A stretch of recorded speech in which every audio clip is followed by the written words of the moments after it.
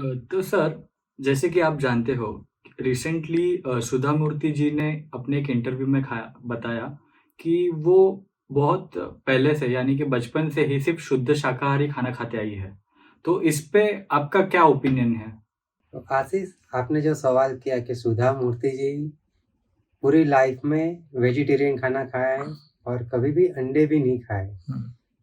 तो ये उनके एक संस्कार है। और ये संस्कार कहाँ से आते हैं? तो एक कोई भी पर्सन जब भी अपनी लाइफ में फिलोसॉफी फॉलो करता है, तो वो फिलोसॉफी के कुछ प्रिंसिपल होते हैं और वो प्रिंसिपल फॉलो करने के बाद वो पर्सन की पर्सनालिटी डेवलप होती है।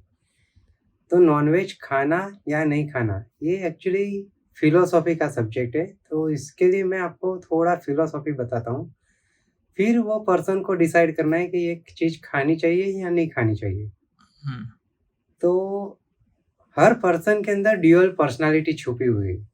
जैसे एक पर्सन के अंदर दया, प्रेम, करुणा, हेल्पिंग नेचर, एक किसी भी पर्सन को मदद करते रहना। तो ये जो क्वालिटीज़ है, इसको हम गॉड क्वालिटी बोलते हैं, जो भगवान के अंदर रहती है, इस तरह की। और हर पर्सन के अंदर क्रोध है, ईर्ष्या है, द्वेष है, किसी का भी चीटिंग करने की क्वालिटीज़ उसके अंदर है, जिसको हम डेविल क्वालिटी बोलते हैं। तो हर पर्सन के अंदर ड्यूअल पर्सनैलिटी है। अभी आपको किस तरह की पर्सनैलिटी डेवलप करनी है, उस हिसाब से 4 पिलर ऑफ योगा आपको फॉलो करने चाहिए। उसमें आहार, विहार, आचार, विचार। तो ये फॉलो करते हुए फर्स्ट उसमें ही आता है आहार। तो आहार दैट मीन्स फूड। तो आप किस तरह का फूड सिलेक्ट करते हो, इस तरह की इफ़ेक्ट आपके मन के ऊपर होती है। जैसे किसी ने कहा है कि जैसा अन्न वैसा मन।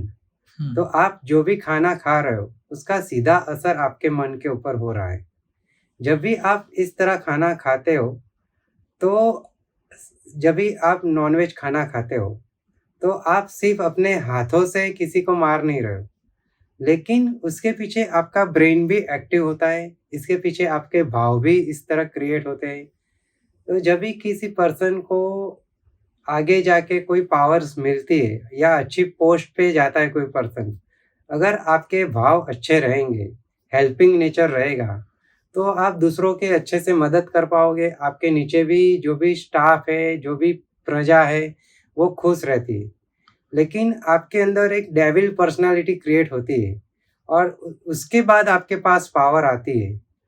तो ये पावर कहीं न कहीं लोगों के लिए हार्मफुल हो जाती है। जैसे हमने हिटलर के केस में देखा हुआ है।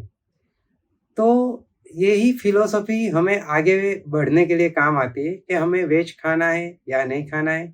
वो कोई पाप पुण्य का सब्जेक्ट नहीं है।